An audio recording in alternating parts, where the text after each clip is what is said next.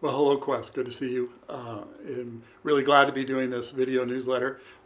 We like doing these every week. We want to keep you informed, but not sometimes we don't want to make just an advertisement for activities, but as a follow-up and maybe an input on certain things or things that we're talking about. And right now we're going through as this series on Sunday mornings that I think is really important to talk about the Ten Commandments.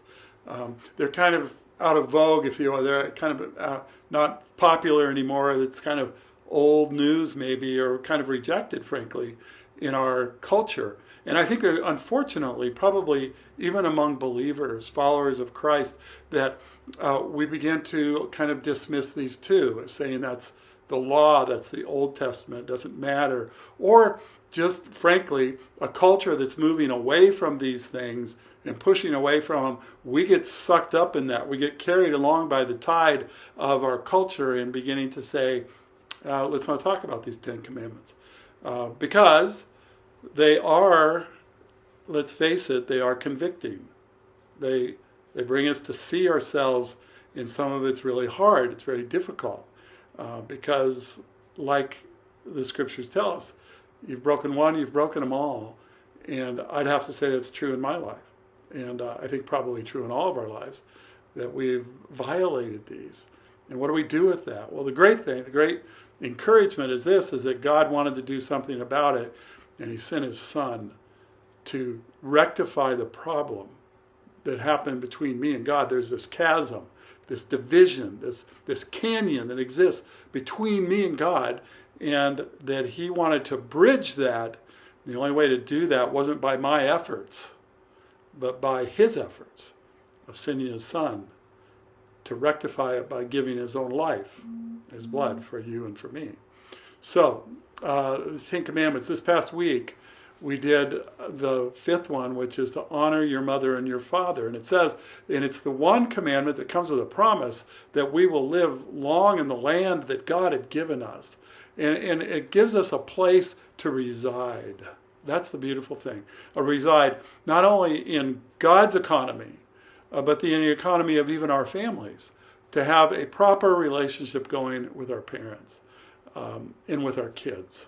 And as we looked even in Ephesians chapter 6, that it talked about that there's to honor your mother and your father, but it also said fathers, kind of as a representative of parents, mom and dad, is to live with your kids in an understanding way and not frustrate them unnecessarily. And that we provoke them to being angry because we don't understand and we don't dig in and we don't kind of be a student of our own kids. Now, there's a rebellious side no matter what, right? There's sin nature, we get it. But sometimes we can make that worse as parents, and we're part of the problem. So, but in this, real briefly, I'd like to address something I didn't address on Sunday. And it's a key question. It's a really tough part of it.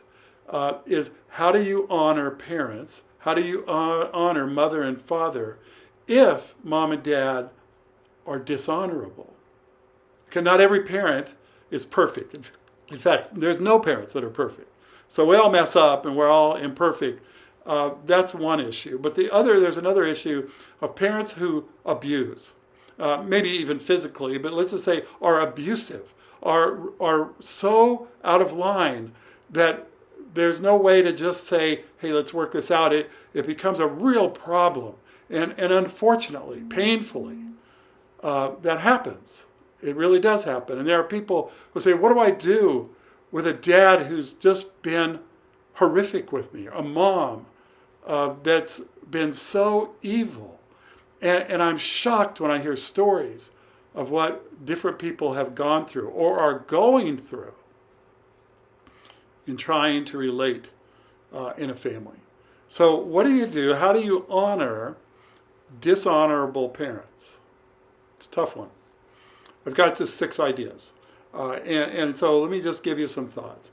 First of all, don't return bad behavior for bad behavior. Now, it's very human to want to strike back. You punch me, I'll punch you. You hurt me, I'm going to hurt you. That's so our human nature. But I think it's really wise for us to say, I'm not going to return bad behavior for bad behavior. Because God said, vengeance is mine. God will deal with it in his own way, in his own timing. But you have to turn them over, in a sense, to the Lord. So don't return bad behavior for bad behavior. Second thing, maybe it gives us a great opportunity to practice forgiveness. Forgiveness is a little different than trust. You can forgive. Doesn't mean you can trust. Trust is something that's built and earned. Forgiveness is something that is given. So you can practice forgiveness, to forgive your parents if they have been abusive and so wrong. Now, trust is another issue. We'll talk about that in a minute. But third thing you can do. So first is just don't return bad behavior for bad behavior. Second is practice forgiveness. Third would be seek to understand. Understanding them may not excuse their behavior, but maybe you could try to understand their behavior. And it may make sense. And maybe even give you compassion for them, but to seek to understand. And maybe they came from an incredibly abusive place too.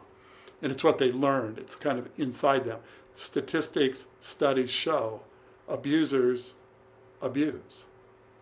Those who have been abused tend to do it, and they abuse. People who have been treated poorly tend to treat others poorly. So maybe try seeking to understand where they're coming from. Doesn't mean you have to trust them, but to seek to understand. That's the third one. The fourth one is this: to be willing to pray for them. In a sense, pray for their good, and pray that God would move and do his work, and ask for their blessing, not their excuse, not setting them free of the responsibility they have, but to bring them to responsibility and bring them to repentance and to bring them to reconciliation. So praying for them. The fourth thing you might do is be willing to show concern. Be willing to show concern. To not return evil for evil, but to give good. Be willing to show concern. Now, you may have to do that from a distance.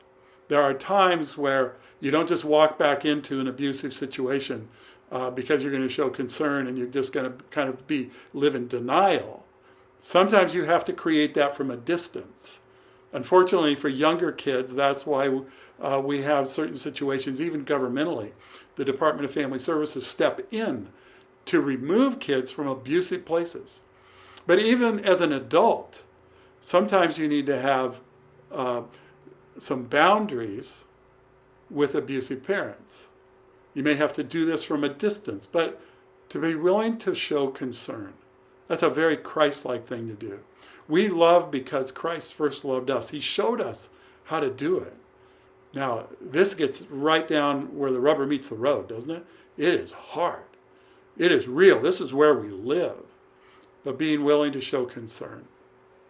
And maybe the last thing in dealing with abusive or dishonorable parents is to look to God for help. Really look to him.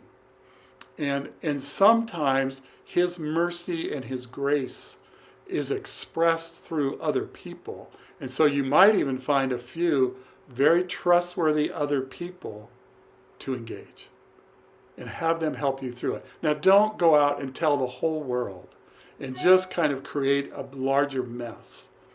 But some trustworthy people of discernment, people of care, people of character that you can entrust this to and can help you through. But seeking the Lord together and what God can do, because it's amazing what he can do. I don't know if you saw the speech by J.D. Vance, as he was raised by his grandmother because his mother was addicted. So was addicted to drugs of a lot of his life. And he introduced her in such a beautiful way and said she'd been sober for almost 10 years now. And he honored her. He honored her in front of the whole convention, in front of the whole country. even though she had done poorly, but he honored her. I thought it was beautiful. It was incredible. So, how do you honor dishonorable parents?